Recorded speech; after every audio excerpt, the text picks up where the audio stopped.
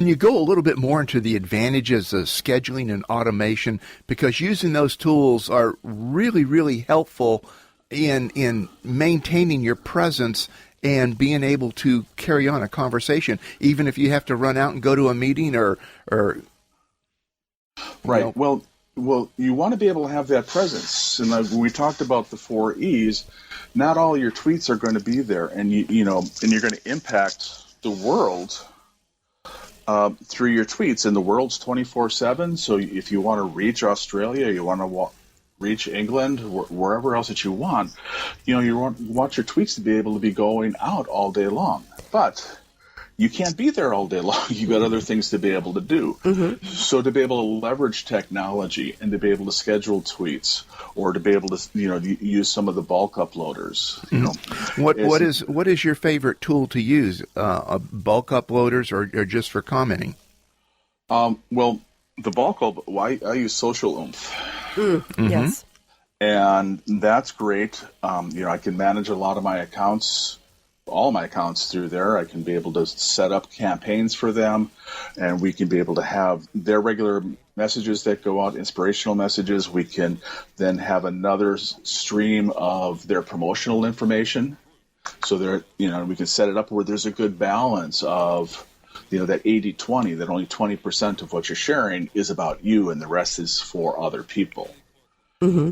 So that's a great tool. I use Hootsuite as the dashboard to go through there, and I've really simplified it. I'm really focusing on those relationship aspects of Twitter, so I don't get into a lot of the other tools that are up there. But like as I said, like Hootsuite, I can scroll through there, I can look at my mentions column, and I can see everybody who's talking to me, who's taken the time to be able to get some kind of reply. So I can just scan through, and I jump on Twitter 3 or 4 times a day and look for those conversations and respond to them. We don't have to be there 24/7 to respond in real time. Exactly. And I will make sure that I put these tools that Gary listed up on the Social Radio Show page here today at the end of the day, so that you can actually check them out as well. And before we get into the conversation again, this always goes so fast. I want to make sure we haven't even given you a chance to let everybody know where they can connect with you, what your Twitter handle is, and just give them a little bit more of information where they can continue the conversation with you, if you would, Gary. Well, we're talking about Twitter, so you can find me, best place to find me on Twitter, at Gary Loper, GaryLoper. Now, you'll see 3 Gary Lopers with a very similar picture. Mm-hmm. The Gary Loper with no underscores is my primary account, and the other ones are lighter versions. So if you don't want to see my 120 messages a day and a lot of the other things, some people prefer a light version or a heavy version of Gary.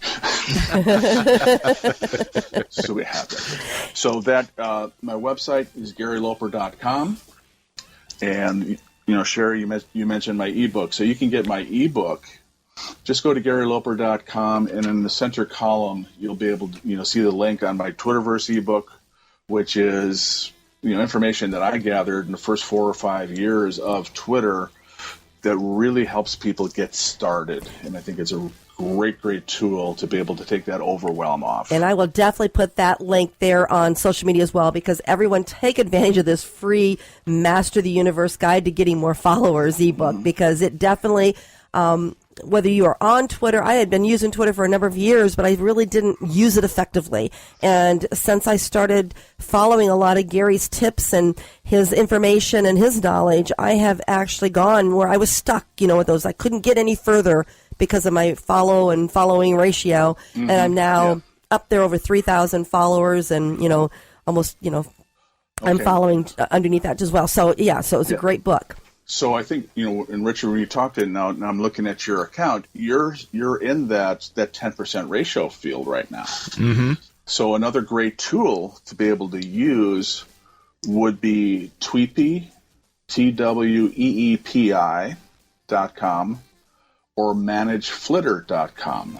Flitter. Flitter. Mm-hmm. And those are services where you can be able to purge out the inactive accounts.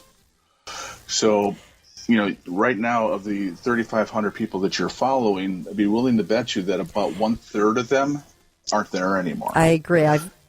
I tried to filter through like that. So those are great tools I can use to do that then. Thank you. And you can set up a parameter. Say, okay, if they haven't tweeted in 60 days, you can go through there. And you have to manually check them all off. But what you do then is you're opening up the dinner table for more people to come in instead of holding places for people who aren't going to show up. I love that tip. And I love the analogy that you tagged to it even better. You mentioned that you had 2 Twitter accounts. Is this something that we should consider doing on that, or is there a special tactic for putting that together? Well, my multiple accounts started out by clients that I had who didn't want to have the accounts anymore.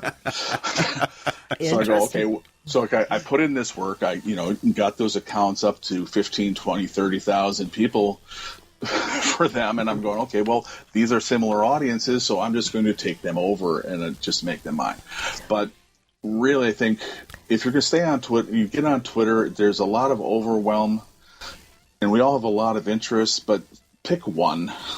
Otherwise, you're going to be chasing cats. And if you got 2 different areas, like a massage therapist and a landscaper, you can't be talking about both of those things in one stream. Mm-hmm. So, pick one area of expertise that you're going to be in, and create that and build that up and get that flowing. So if you're the massage therapist, build it all up about health and massage and relaxation and a lot of those other things. And then after you sort of mastered that, then create another account for your landscaping business. Very, very good tip. I had another question that came in. You had mentioned hashtags earlier. Could you just briefly explain the purpose or what a hashtag is and the purpose of it?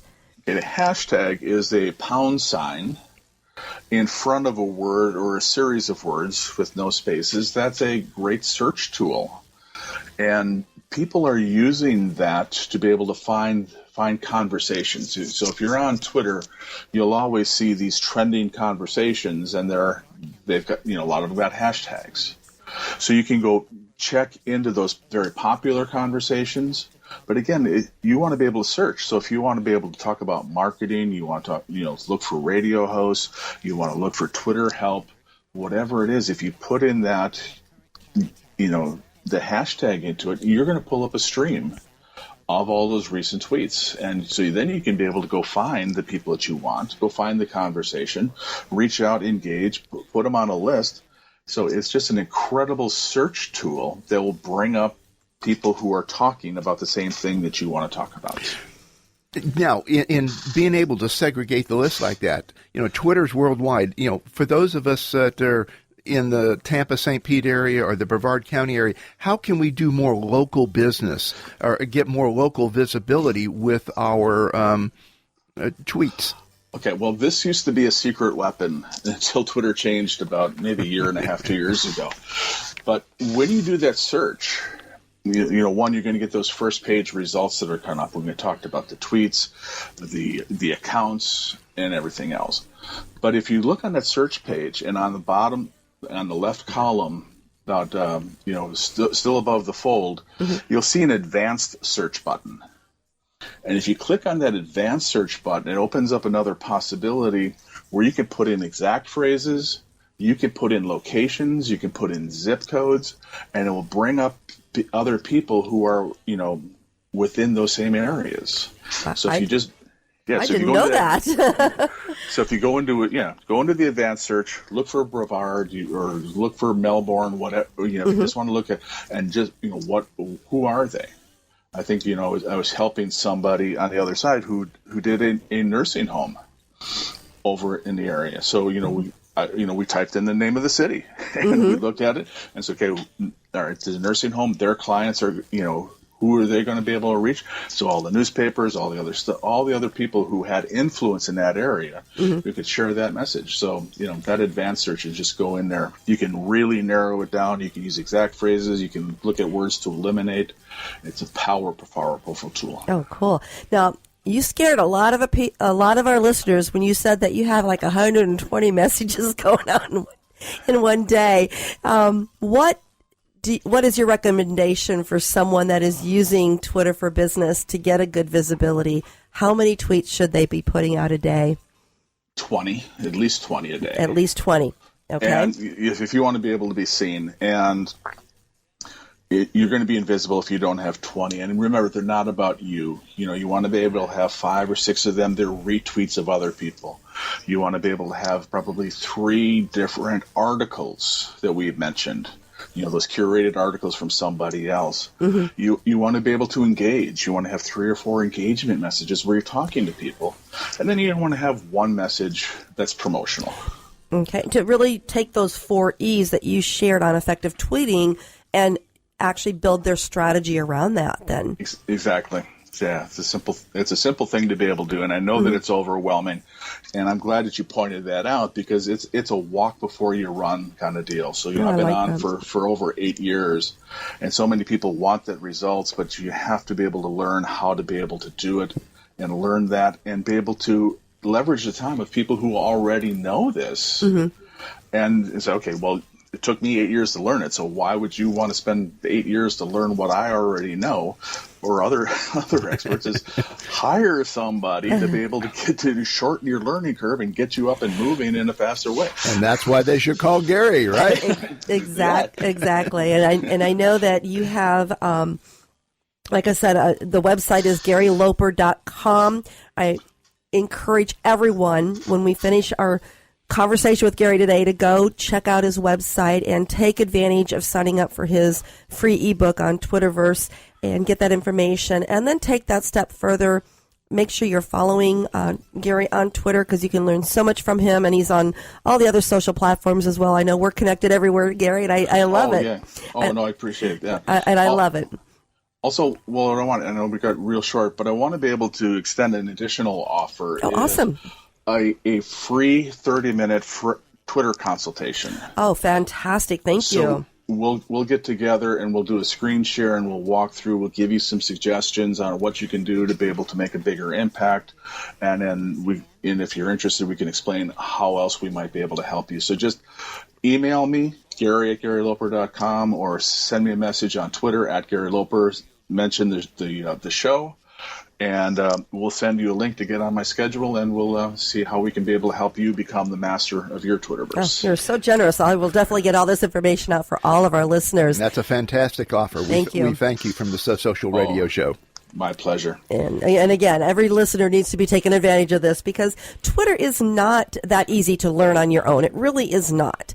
You need that expert. I mean, in all of these social platforms, you can save more. Your time is the most valuable asset you have. And if you take your time instead of working on your business, trying to figure this out, instead of hiring those experts that can help you learn it more effectively in the beginning, you're doing yourself an injustice. So definitely take advantage of Gary's offer here. Well, real quick, we're coming down to the end of our hour, believe it or not. 30 seconds to answer this question here. Are there any rules or suggestions you would have for us on actually getting in and following the people that you want to follow or that are, interested in what you're interested in?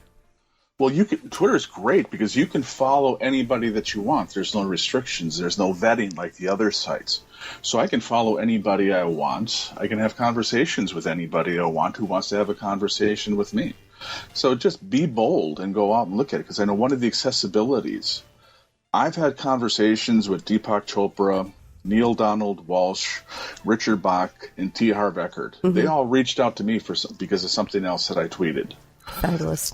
And so, the accessibility, I found that more people are, people that you think are that stature, those A and B level speakers, those mega coaches, a lot of them are answering their own questions on Twitter.